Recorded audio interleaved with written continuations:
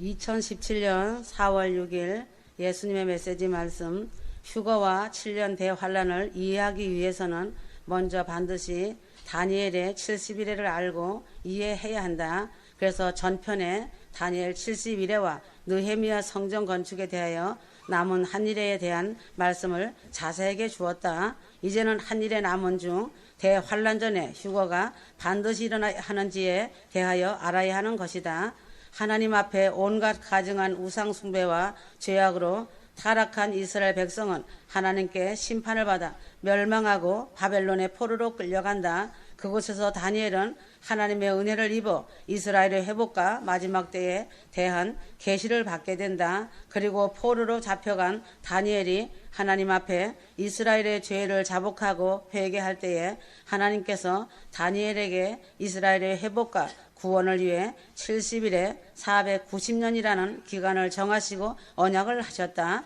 다니엘 9장 24절 내 백성과 내 거룩한 성을 위하여 70일에로 기한을 정하였나니 허물이 그치며 죄가 끝나며 죄악이 용서되며 영원한 의가 드러나며 환상과 예언이 응하며 또 지극히 거룩한 이가 기름 부음을 받으리라. 간단하게 말하면 70일에는 세 부분으로 나누어진다.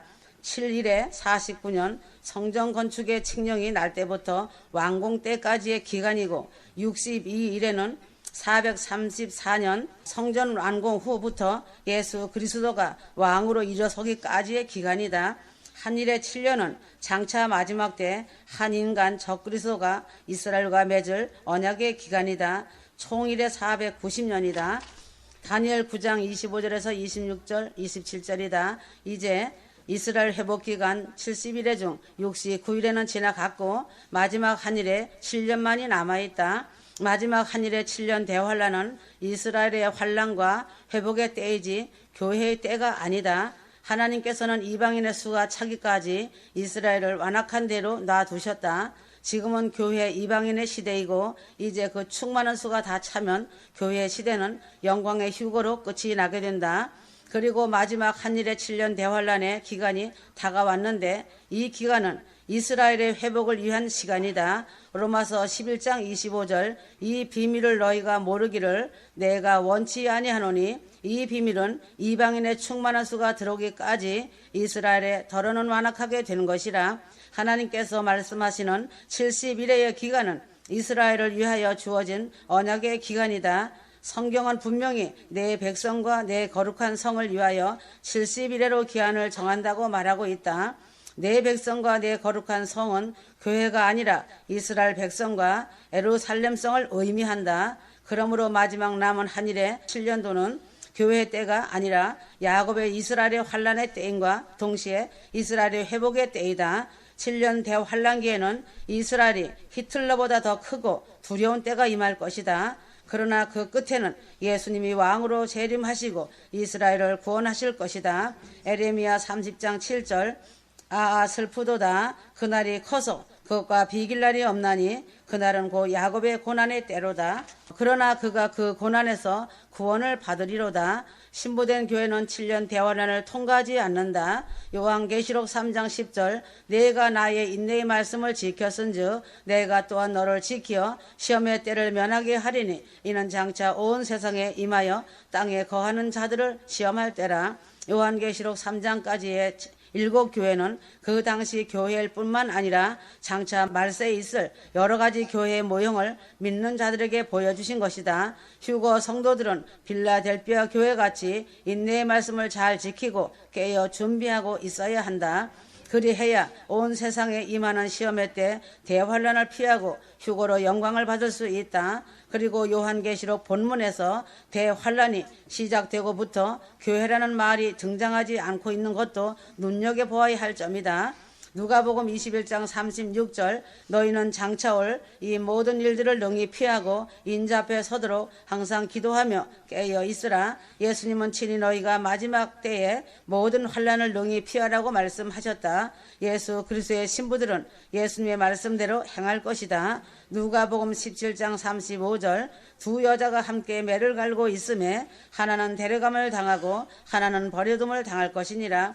반드시 성도라 불리는 자들 중 하나는 들림을 받고 하나는 버림을 당할 것이다. 성경에는 마지막 때 노아의 때와 같고 롯의 때와 같다고 하셨다. 그들 중 소수만이 구원을 받았다. 역시 마지막 때도 마찬가지일 것이다. 예수님의 신부는 적을 것이다.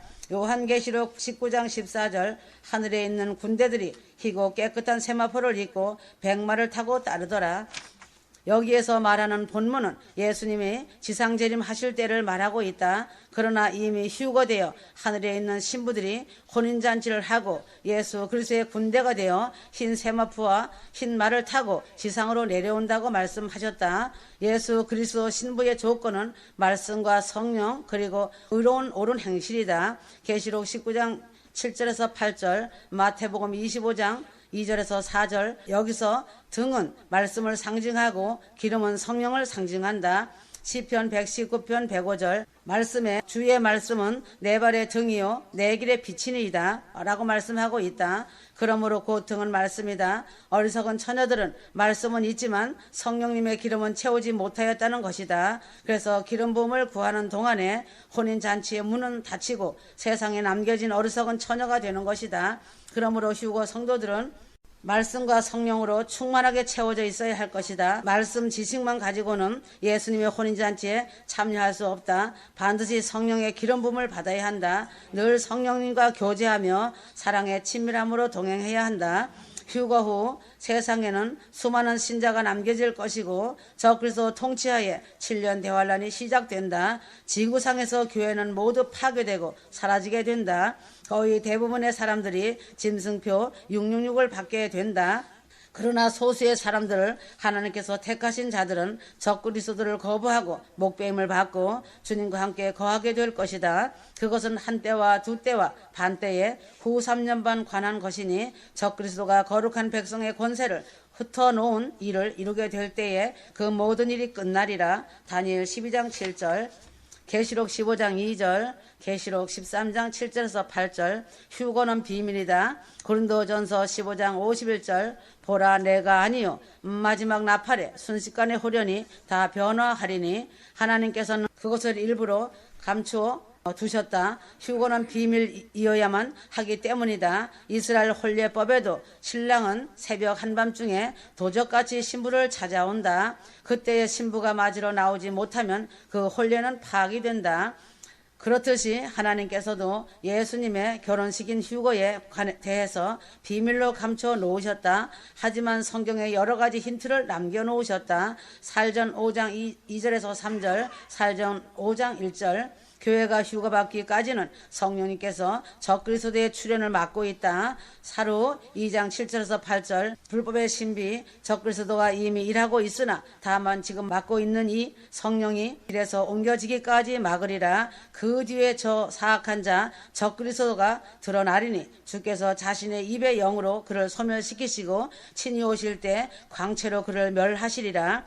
이 땅의 신부들이 휴거되고 성령님이 이 세상에서 떠나시면 그때야 비로소 적그리스도가 출현한다. 지금은 성령님이 온 세계에 운행하고 계신다. 그러므로 휴거 성도들과 교회와 예수님의 혼인식인 공중 강림 휴거와 유대인의 왕으로 오시는 7년 대환란 한 일의 끝에 지상 재림을 구별해야 한다. 마태복음 24장 3절이다. 이외의 구절을 자세히 보면 주께서 오시는 때의 표적과 세상 끝의 표적을 나누어 말하고 있다. 예수님의 답변도 역시 주께서 오시는 때 공중 강림 휴거와 세상 끝의 표적, 유대인에게 임하는 7년 대환란의 때를 나누어서 말씀하고 있다. 마태복음 24장 1절에서 14절까지는 재난의 시작을 말씀하시면서 공중 강림하실 때까지의 징조를 말씀하고 있다. 그런데 15절부터는 갑자기 멸망에 가증한 것이 거룩한 곳에 선 것을 보거든 이라고 말씀하시면서 7년 대환란 한일의 기간 중 3년 반 때에 적그리스도가 이스라엘을 핍박하는 장면을 말씀하신다. 그러므로 마태복음 24장은 공중 강림 휴거와 지상 재림의 때를 동시에 언급하고 계신 것이다.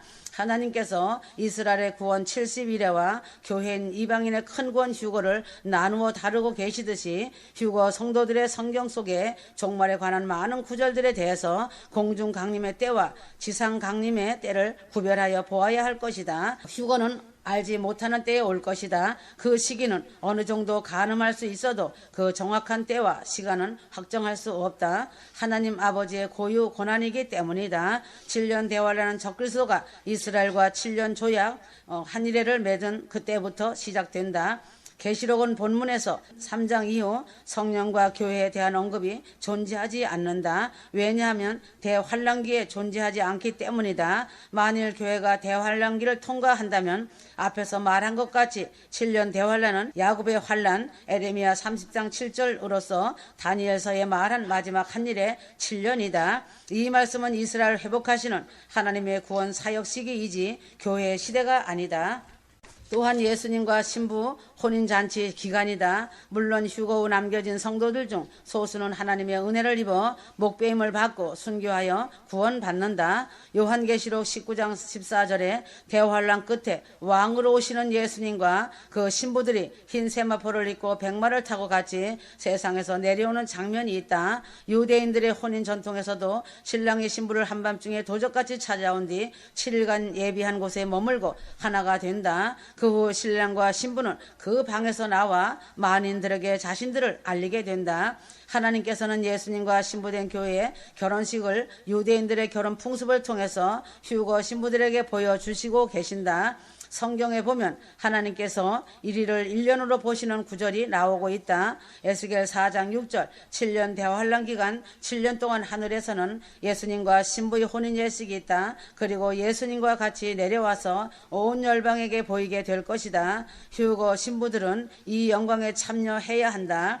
성경은 마지막 때가 노아와 롯의 때와 같을 것이라고 하셨다. 노아와 롯은 하나님의 무서운 진노를 피할 수 있었다. 진노 가운데 있다가 피한 것이 아니라 처음부터 진노를 피한 것이다. 그러므로 성경의 많은 부분에서 시험의 때와 환난을 면할 수 있도록 피하라고 경고하고 있다. 베드로후서 2장 9절 주께서 하나님을 따르는 자들은 시험들에서 건질 줄 아시고 또 불의한 자들은 심판의 날까지 예비해 두사 벌할 줄 아시되 하였다. 그러므로 휴거 성도들은 에녹처럼 하나님과 동행하며 주님 앞에 정결하고 거룩한 삶으로 자신을 준비해야 한다. 고린도전서 15장 9절 나는 사도 중에 지극히 작은 자라 내가 하나님의 교회를 핍박하였으므로 사도라 칭함을 받기에 감당치 못할 자로다. 사도 바울은 거듭나기 전에 사울이라 불렀다. 사울이란 큰 자란 뜻이다. 예수님의 특별한 부르심으로 거듭나서 사울을 바울이라 불렀다. 바울이란 작은 자란 뜻이다. 거듭난 바울의 생애는 지극히 작은 자, 지극히 작은 자보다 더 작은 자로 사는 신앙의 자세로 작아지고 낮아지는 겸손이었다.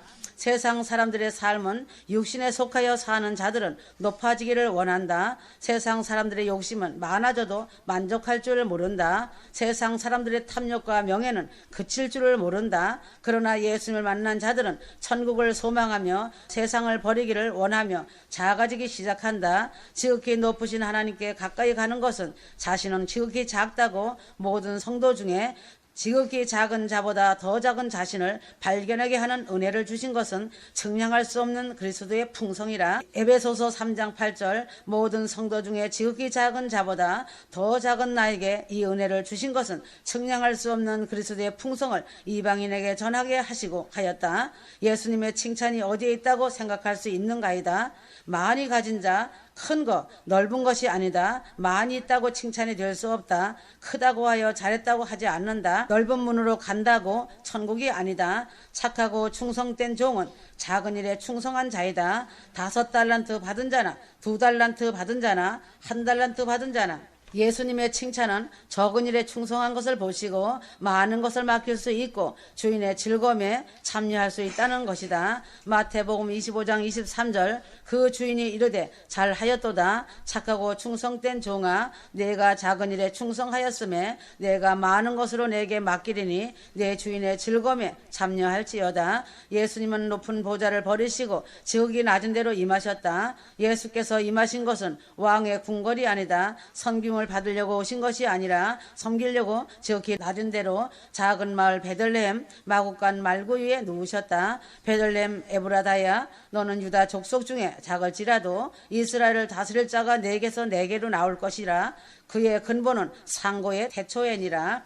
미가서 5장 2절 자신이 작아지면 작아질수록 예수님이 보인다. 자신이 커지고 커질수록 예수님이 안 보인다. 자신이 세상에서 커지고 소유가 많아지고 자신이 거할 곳이 많아지면 세상 영광을 다 누리고 사는 것이다. 세상 영광 다 누리고 살다가 예수님 앞에 설 때에 예수께서 자신을 모른다고 하면 그때 어떻게 할 것인가? 예수님 앞에 설 때에 가장 겁나고 두려운 말씀은 내가 너를 도무지 모르겠다 이다.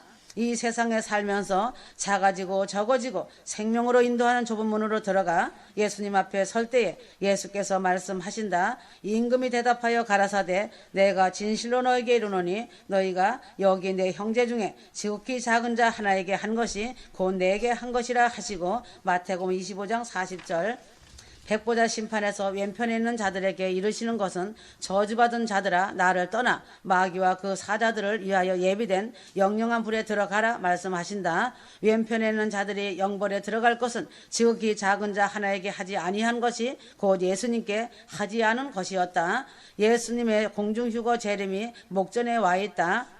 예수님께서 내가 아주 속히 와서 데려가신다고 하신다. 예수님께서 휴거 성도들에게 열린 문을 두셨으니 마음을 굳게 하여야 한다. 큰 것 많은 것 넓은 것을 바라지 않아야 한다. 그러므로 작은 일에 충성하는 자 적은 능력 좁은 문으로 들어가라 말씀하시고 계신다. 그러나 자신의 의가 강함으로 휴거를 믿는다고 하면서도 말씀보다는 자신이 본 것 들은 것에 더 치우쳐서 혼의 생각과 진리의 말씀이 섞여져 혼미한 가운데 자신은 선질로 착각하고 가고 있다. 그리하면 그날에 하나님의 자석에 붙지 못해 떨어진다. 휴거 성도들은 그리스도의 피로 씻음받아 정결해진 신부들이다. 그리스도의 보혈로 거룩해진 하늘의 백성들이기 때문에 세상과 섞여 살면서 천국 복음의 순수성을 잃어버려서는 안 된다. 신명기 22장에 이스라엘 백성들이 가나안 땅에 들어가 생활할 때 지켜야 할 실제적인 교훈들이 기록되어 있다. 내 형제의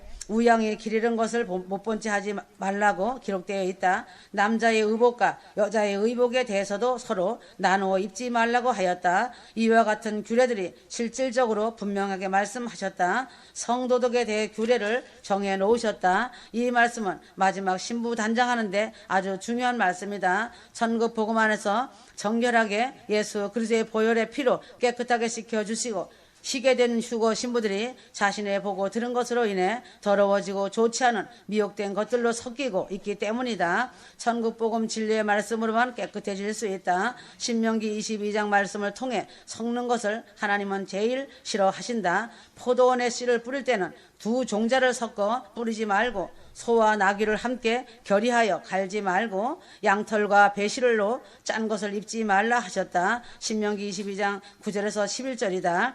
먼저는 포도원에 두 종자를 뿌리지 말라이다. 씨 뿌리는 비유에서도 알 수 있듯이 씨는 하나님의 말씀을 상징하고 있고 포도원은 이 말씀이 선포되는 교회 혹은 우리의 심령을 상징하고 있다. 그런 고로 본문에서 포도원에 두 종자를 섞어 뿌리지 말라는 권면을 하신 것은 하나님의 교회의 말씀 외에 다른 교훈을 섞어 전하지 말라는 의미로 해석할 수 있다. 설교는 세상 지식을 가르치는 시간이 아니라 때에 따라 하나님의 말씀을 가르치는 시간이다. 세상 헛된 철학을 가르쳐서는 안 된다. 마태복음 13장 씨 뿌리는 비유에서 예수님은 좋은 씨를 제밭에 뿌린 사람과 같으니 사람들이 잘 때 그 원수가 와서 곡식 가운데 가라지를 덧뿌리고 갔다. 마태복음 13장 24절에서 25절 말씀하셨다. 말씀만 뿌려져야 할 밭에 원수인 사단 마귀가 세상 철학이라는 가라지를 뿌리고 갔다는 말씀이다. 교회 안의 율법주의, 형통복음, 뉴에이지, 신사도 운동, 철학 등등 아무리 그럴듯해도 가라지는 결단코 열매를 맺지 못하는 것을 알아야 한다. 하나님의 말씀만이 자신의 믿음을 자라게 하고 꽃을 피우고 열매를 맺을 수 있다. 사도 바울은 디모데에게 망령되고 허탄한 신화를 버리라 명령하였다. 디모데전서 4장 7절 지금의 때는 마지막 종말 휴거와 심판의 때이다. 주의 종은 마땅히 이때에 맞는 말씀만 가르쳐야 한다는 것이다. 휴거 성도의 심령밭에는 말씀만 깊이 뿌려져 있어야 한다. 천국 말씀이 뿌려질 때 비로소 새 생명의 역사가 나타날 수 있다. 새 생명이 마음속에 깊이 뿌려진 자는 생명의 열매가 맺힐 수밖에 없고 모든 환경과 삶이 열리고 풀리는 역사가 일어난다. 소와 나귀를 결의하여 갈지 말라. 소와 나귀를 한 멍에에 묶어 갈지 말라는 말씀이다. 왜 그런지 알아야 한다. 서로 성격도 다르고 보폭도 다른 소와 나귀를 한 멍에에 묶어 밭을 갈면 문제가 생길 수밖에 없기 때문이다. 고린도후서 6장 14절에서도 믿지 않는 자와 같이 하지 말라 하셨다. 결혼이나 사업이나 운명을 같이 하는 중요한 일에 믿지 않는 자와 함께해서는 안 된다는 것이다. 이스라엘의 아합 왕은 시돈왕 에빠 아래 딸 이세벨을 아내로 맞이했다가 자신뿐 아니라 온 이스라엘을 우상 숭배에 빠뜨리고 말았다. 그리고 이 죄로 인해 아합 왕과 이스라엘은 하나님의 준엄한 심판을 받게 되었다. 불의한 자와 멍에를 함께 하였다가 결국 멸망의 길을 간 것이다. 시편 1편에서도 복 있는 사람은 악인의 길을 쫓지 아니하며 죄인의 길에 서지 아니하며 오만한 자의 자리에 앉지 아니한다. 이처럼 불의한 자와 멍에를 함께하지 않는 것이 복된 삶이라는 것이다. 믿지 않는 자와 멍에를 같이 하지 말라 하신 또 다른 이유는 멍에를 함께 메고 있다가 한 사람이 주저앉아 버리면 더 이상 길을 갈 수 없기 때문이다. 자신이 믿음의 길, 사명의 길을 가고 싶어도 함께 멍에를 맨 남편과 아내가 도와주지 않으면 이 길을 갈 수 없는 것이다. 그래서 자신이 가는 믿음의 길, 사명의 길을 이해하지 못하는 사람과 함께 멍에를 매지 말라 하신 것이다. 양털과 배실로 섞어 짜는 것을 입지 말라 하셨다. 양털과 배실로 섞어 짠 옷을 입지 말라 하신 것은 성도들의 이중적인 생활 혹은 이중적인 생활을 금하신 규례라 할 수 있다. 교회에서 믿음 좋은 장로, 권사, 직분자들이 세상에서는 악덕 기업주, 악덕 장사꾼으로 좋지 않은 소리를 듣는 경우가 있다. 교회에서는 인자한 목사가 가정에서 폭력을 휘두르는 경우도 심심치 않게 본다.